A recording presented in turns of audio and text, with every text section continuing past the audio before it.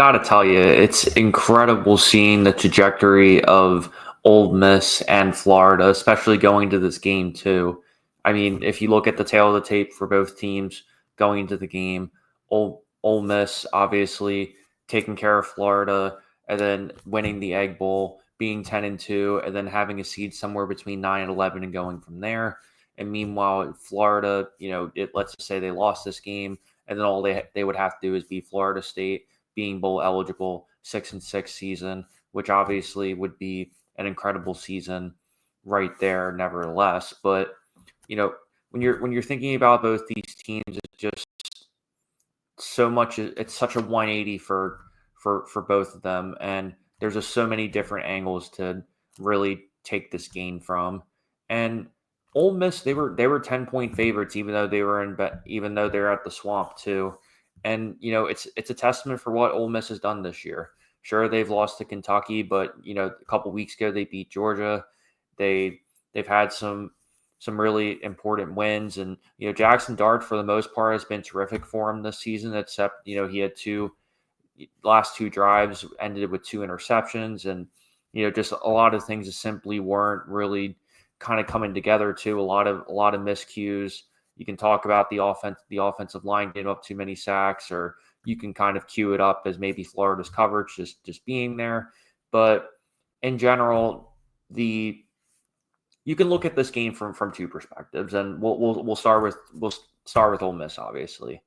From an Ole Miss perspective, obviously, your college football playoff chances are essentially over at this point, that you have 3 losses, and much like Alabama, you really just had to take care of business from games that, quite frankly, you should have. When you're a 10-point favorite going into the game, that's just kind of the expectation at this point. I mean, when you're a college, when you've had as many resources as they've put into this program, Lane Kiffin, they've given everything that this guy's wanted, but yet again, this team is still coming up short.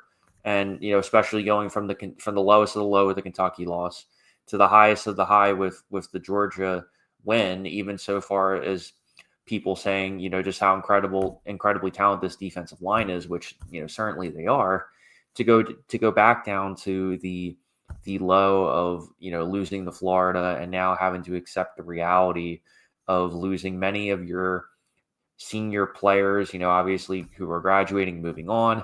And you kind of ask yourself, where does Ole Miss go from here? Going, considering all things considered, how difficult of a place it is to recruit to some degree, because yes, you're in the SEC, you have a lot of great things in place, but at the same time too, it's a very rural area where Ole Miss is in particular, and it can be a turnoff for some people, even though yes, it is a college town, and they are starting to build that foundation, that culture that kids are getting invested into. But at the same time, it is very transfer portal heavy. So we'll definitely be fascinated to see, where they kind of go from turn to 2025. How much are they going to be dabbling into the transfer portal versus how much are they going to take the slow approach of deciding to say, hey, let's just, take the portal and see if we can go the fast route again, kind of like what Indiana did.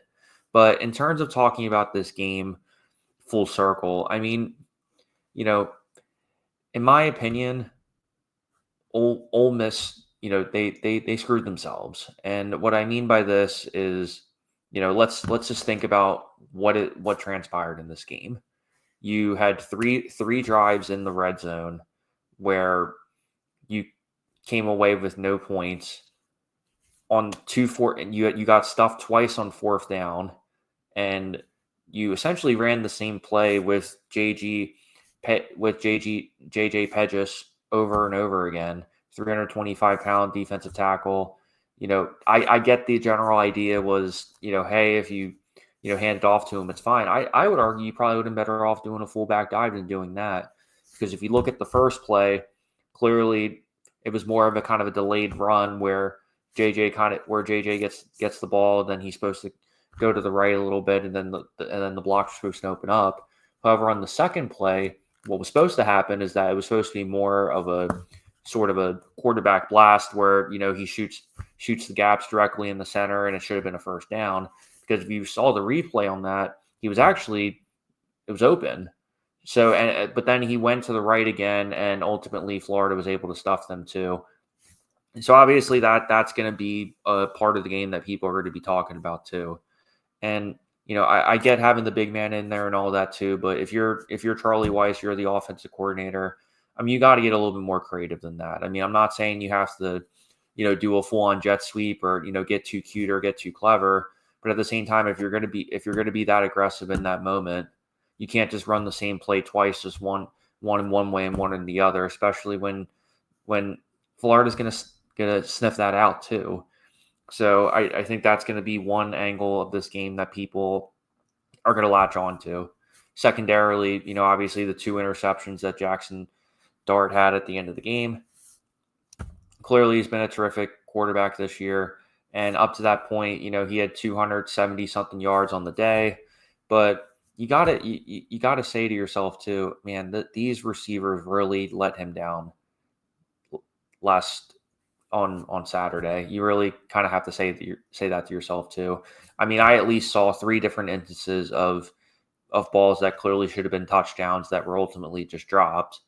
And also there's just other moments in the game where they could have built momentum. However, there was just, whether it's a miscue, a penalty, or the touchdown drops or on fourth down, or we can talk about the Caden Davis missed field goal too. So when you he threw for 323 with 2 scores. But in any event, when you compile all those things put together, it's just, there's only so much that you can overcome in those circumstances. So, yes, was there maybe a bad call or two?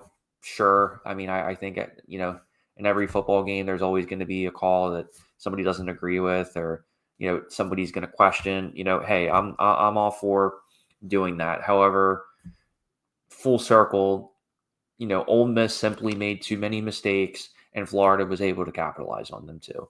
And this goes back to what I said last week, which was essentially, why is Lane Kiffin talking about a hypothetical SEC championship game that he's not going to be involved in?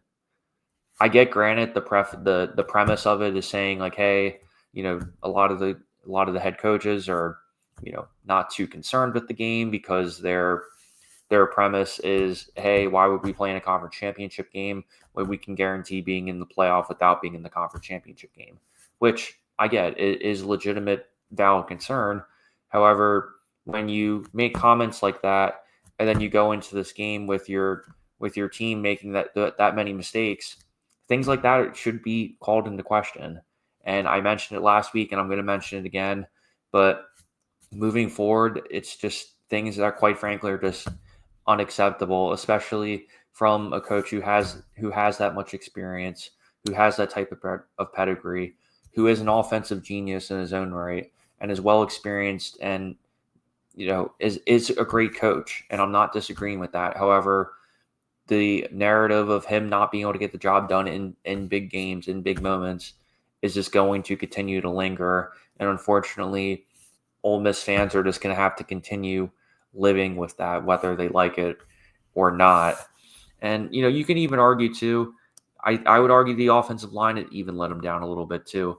And even their defensive line too, who couldn't stop Jalen Bowe. They couldn't stop Jacoby Washington. They couldn't stop Montrell Johnson. And when DJ Lagway ever decided to run the ball a little bit too, it was just I would say a 4-headed monster that really kind of all came together and created a lot of chaos for a defensive front who's been one of the strongest in the country, if not the strongest in the country. So for them to have that many rushing yards in this game, and also you can talk about the Montrell Johnson 9-yard touchdown to kind of seal the game, or you can talk about a handful of moments where they obviously let Florida run way more than they should, because at this point, they've held opposing running backs at 2.23 yards per carry. And then you can also talk about how, for the most part, they've been ranked second in the country in terms of, stopping the run. But when you have 39 carries for 174 yards, averaging 4.46 yards a carry, which is, double the average, I mean, that's just simply going to add up, and, rightfully so, because, I mean, DJ Lagway, he wasn't necessarily a superhero this game. I mean, he kind of played a middle of the road game, but, he made the right reads when he had to. He put his receivers in situations for them to succeed, and other than the one interception that he threw, I mean, you gotta like what you gotta like what you see right now. And I'll be the first one to admit, you can go back to my latest videos. I was on the Graham Mertz train saying, hey, as long as Graham Mertz is healthy, he should probably be starting the game. But in many ways, Graham Mertz's ACL injury was really kind of a blessing in disguise for DJ Lagway and this offensive program, because in many ways, Billy Napier's offense is a lot more friendly towards a quarterback of Lagway's ability, particularly because of the able to, run outside the pocket and, make those throws on the run and whatnot too. But at the same time, I think what people tend to underestimate or not necessarily realize as much about DJ Lagway is that I would argue he is a pocket passer at the end of the day, much like Graham Mertz. You can say that yes, he has the athletic ability to extend plays. Yes, he has the ability to, make those big throws when his feet aren't always set. But at the end of the day, he is a pocket passer at heart, and that game proved it too. Because when that defensive line was coming, and they had to convert on some big third downs, which quite frankly they were ranked 93rd in the country in terms of third down. And so for them to have some of those pivotal moments and be able to convert like that, it was definitely one of the big storylines that went into the game for me. And it's a testament to how much this team has evolved ever since Lagway has been starting too. And obviously Lagway, I would argue probably Billy's called one of the better offensive performances this season too. And, I'll be the first one to tell you, I've said it over and over again, how essential, how important it is to be able to run the ball in college football. And I get in the NFL, it's a little bit more pass happy, where, Patrick Mahomes and Aaron Rodgers and whoever the heck else plays on Sunday throws for 350 yards every game, and it's just kind of sensationalized in that way. But in college football, it's just so much more different, because you really have to have those balanced attacks, and also just how important it is being at home too. Because I think I'm not going to sit there and say Jackson Dart was rattled, because I'm not going to sit there and say that when you have over 300 passing yards and you're one of the best quarterbacks in the entire country. But what I will say is, they put their mark on the game when things, were somewhat not coming together. And for this Florida team to really kind of come together, you can tell that they played with a chip on their shoulder. They're playing with more confidence, and keeping Billy Napier is essentially exactly what they needed to. I predict that only the recruiting class is going to get better.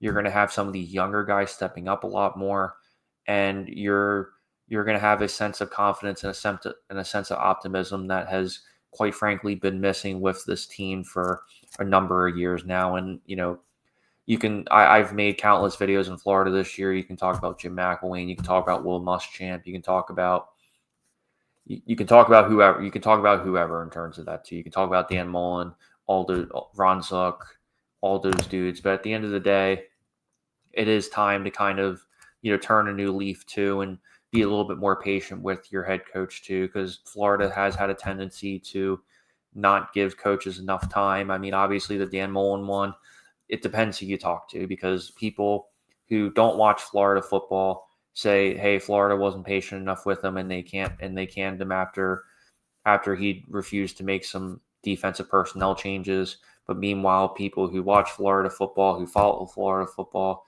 who watch spring training, they understand that the reason that they got rid of him was essentially he figured that the Florida Gator job would be the stepping stone to an NFL job. And then when the NFL job didn't come to fruition, he just didn't give a shit about recruiting anymore. And everything just kind of went to shit from there. But in any event, when you're looking at this game, obviously the missed passes, the dropped passes were big. giving up sacks in those key moments is never good. And also, Florida's secondary coming alive when in the most important moments too, because they've been banged up all season. A lot of younger players and really not as much depth at that position as you would like. However, they they came together in their biggest moment, and now Ole Miss is out of the title picture, is out of the college football playoff, and it's definitely going to be a lot of fun to see where Florida goes from here, especially when you see how critical DJ Lagway will be to Florida's success moving forward.